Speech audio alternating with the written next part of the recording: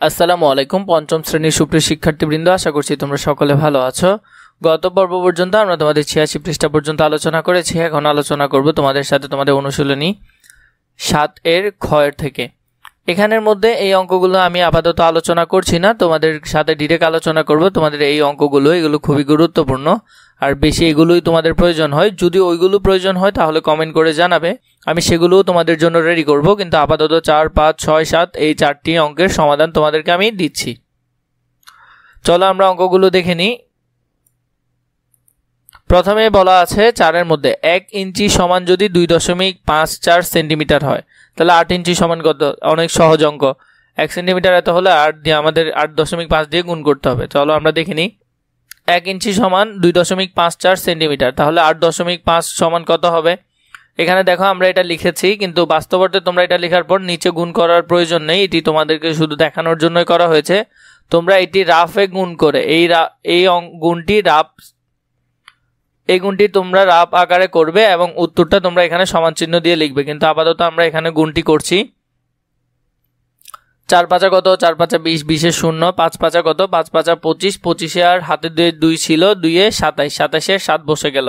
হাতে আছে কত? এখনো 2, 5 দুগুণে 10, 10 আর 2 12। এরপর দেখো এক ঘরের জন্য আমরা কি করলাম? একটা শূন্য বসালাম এখানে। আবার 8 দিয়ে যদি গুণ করি তাহলে কত? 4 8 কত? 32, 32 এর 2, হাতে আছে 3, 5 8 40, 40 আর 3 এ 43, 43 এর 3 বসে গেল, হাতে আছে 4। 8 দুগুণে কত? 8 দুগুণে 16, 16 আর 4 এ 20। যোগ করার পর আমরা এটি পেলাম। এখন দেখো এখানে 2 ঘর, এখানে 1 ঘর, 3 ঘর আগে কি দশমিক হবে? তাহলে 3 ঘর আগে দশমিক আমরা দিয়ে দিলাম। তাহলে হলো কত? 21.590 সেন্টিমিটার। এরপর দেখো 5 নাম্বার কি আছে? একটি গাড়ি 1 ঘন্টায় 42.8 কিলোমিটার যায়, তাহলে 15 ঘন্টায় গাড়িটি কত কিলোমিটার যাবে? তাহলে আমরা যদি লিখি এটি 1 ঘন্টায় যায় এত, তাহলে 15.5 যাবে কত? তাহলে গুণ করার পর দেখো এখানে কত আসছে। প্রথমে কত? 5 8 40, 40 এর 0 বসালাম, হাতে আছে 4, 5 দুগুণে 10, 10 আর 4 এ 14, 14 4 বসালাম, হাতে আছে 1, 5 4 5 20, 20 আর 1 21, 21 লিখে ফেললাম। দ্বিতীয় ঘরে যাব তাই একটি শূন্য দিলাম। তারপর দেখো 5 কে যদি 8 দিয়ে গুণ করি কত? 5 8 40, 40 এর 0, হাতে আছে 4, 5 দুগুণে 10, 10 আর 4 এ 14, 14 4 বসালাম, হাতে আছে 1, 4 5 কত? 20, 20 আর 1 21, 21 লিখলাম। আবার দ্বিতীয় ঘরে যাওয়ার জন্য আমরা দুইটা শূন্য বসালাম। 1 দিয়ে 8 কে গুণ করলে 8 একে 8, 2 দিয়ে করলে 2 একে 2, 4 একে 4 বসালাম। এবার যোগ করব, সবগুলো যোগ করার পর আমাদের এটা এলো। তাহলে এখানে 1 ঘর, এখানে 1 ঘর, 2 ঘর আগে দশমিক হবে, তাহলে 2 ঘর আগে দশমিক বসালাম। 663.40 কিলোমিটার। একটি জমির প্রস্থ হলো 4.75 মিটার এবং দৈর্ঘ্য হলো 12.8 মিটার। তাহলে ক্ষেত্রফল কত হবে? আমরা জানি আয়তাকার ক্ষেত্রের ক্ষেত্রফল হলো দৈর্ঘ্য গুণ প্রস্থ। তাহলে দৈর্ঘ্য গুণ প্রস্থ আমরা যদি করি তাহলে 12.8 আর এদিকে 4.75, এটা গুণ করার পর আমরা পেলাম এখানে মোট এটা পাওয়ার পর এখানে দেখো 2 ঘর, এদিকে 1 ঘর, 3 ঘর আগে দশমিক হবে, তাহলে 60.800। এটা যদি গুণ করি তাহলে আমরা এখানে কত পাচ্ছি? 60.80 বর্গ মিটার। কারণ আমরা জানি মিটারে মিটারে গুণ করলে কি হয়? বর্গ মিটার হয়। এরপরে যে প্রশ্নটি দেখো 7 নম্বরে, রেজার ওজন 36.5 কেজি।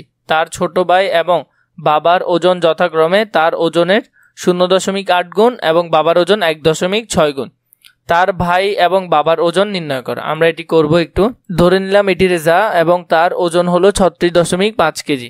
এটি তার ছোট ভাই, এটি তার বাবা। তাহলে রেজার ওজন যদি 36.5 কেজি হয়, তার ভাইয়ের ওজন কত? তার 0.8 শতাংশ। 0.8 দিয়ে যদি আমরা গুণ করি তাহলে কত? 5 দিয়ে গুণ করলে 5 8 40, 40 এর 0 বসালাম। এরপরে আবার 8 দিয়ে করলে 6টা কত? 48,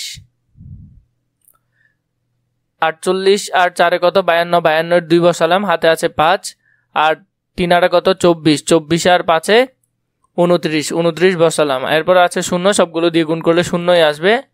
এরপর যদি আমরা যোগ করি, যোগ করার পর দেখো এখানে 1 ঘর, এখানে 1 ঘর আগে দশমিক ছিল, তাহলে এই দুইটির আগে দশমিক হলো 29.20 কেজি। তাহলে তার ছোট ভাইয়ের ওজন কত? 29.20।